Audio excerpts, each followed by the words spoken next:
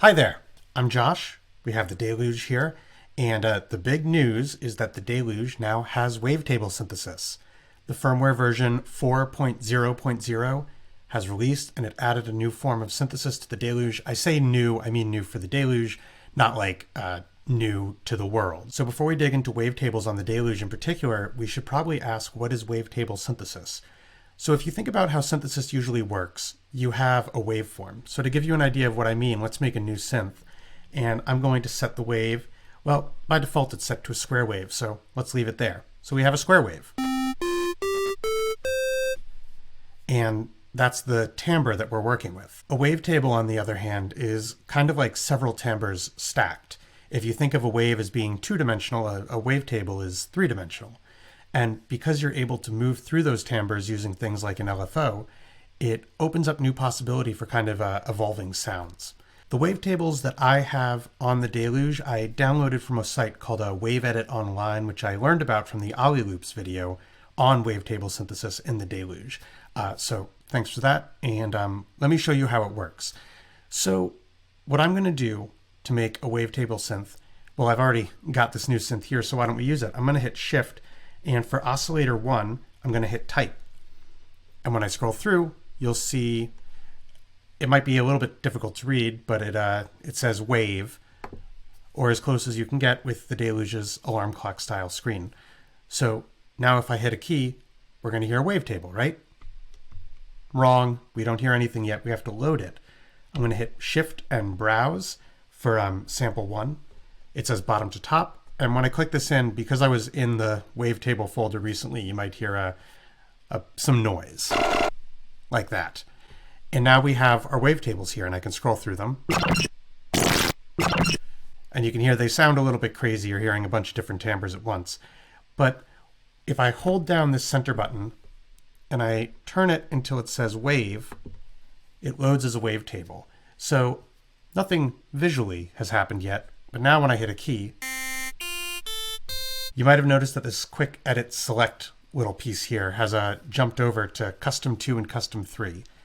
This is because custom 2 and custom 3 are automatically assigned to the wavetable positions for oscillator 1 up on top and oscillator 2 on the bottom. So I'm going to hold down a note and turn this gold knob, and you'll be able to hear that the timbre will change.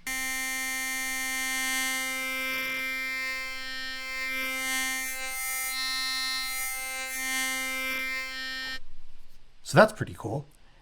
What makes the wavetable different from just having like a sample of a single cycle waveform, as I mentioned before, is that you could assign an LFO to do that, and you would get a kind of wild transforming sound. Let me show you what I mean. So I'm going to hit Shift, and I will hit wavetable here. That's the parameter for the wavetable position.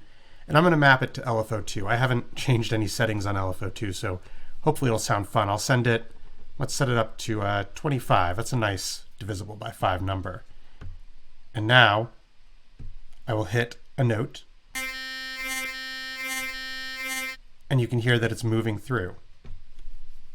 So that's wavetables. It gives you the option to have these kind of evolving timbres that change over time in a big way. So there's different fun things that you can do with that.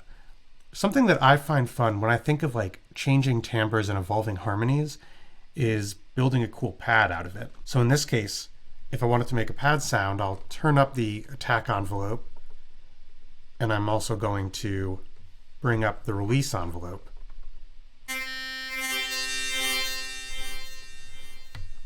I'll bring the attack up a little more.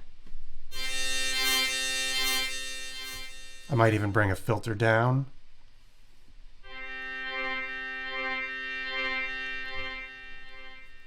And you know what? Why don't we slow down that LFO and change it to a sine wave?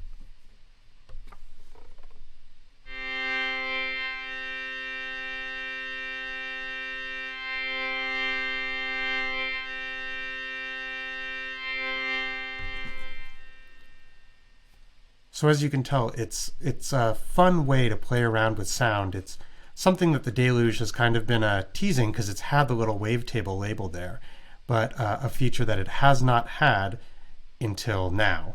I say now, I don't know when you're watching the video, but I'm shooting this video in the evening after I got the email for the Deluge newsletter saying it was released. So why don't we try another sound? I'm going to hit Shift and I will go to Type and I scrolled right past it. Wavetable, Browse, bottom to top. And I have a couple other wavetables that I pulled from Wavetables. Ooh, that one sounds intense. Let's go with that. I'll hold the select button and I'm going to turn it to wave. I hit it.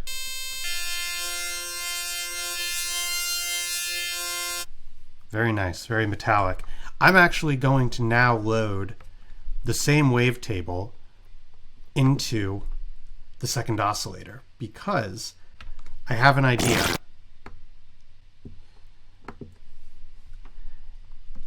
And the worst thing that could possibly happen if it doesn't work out well is I will just edit this out and the video would have already ended. So I'm going to now try mapping wavetable 1's position to LFO2, and the other wavetable's position I'm going to map the opposite value. So we've got that sound, and now I'm going to try transposing the second oscillator wavetable down 1 octave. Ooh, and you get a pretty nice thick sound that moves. So that's the wavetable synthesis on the Deluge. Now, as I get a little more accustomed to it, I think that I might make a more involved tutorial. We'll see what interest in it is like. But for now, you know, I just thought it's exciting, it's new. I thought it would be fun to make a video just for day one with these wavetables. I want to thank you so much for watching. You know, I hope you enjoyed it. And if you did and you haven't already, please consider subscribing, leaving a like, leave a comment to let me know. And, you know, I look forward to seeing you in the next video. Maybe we'll just jam out in the end on the Deluge. And bye.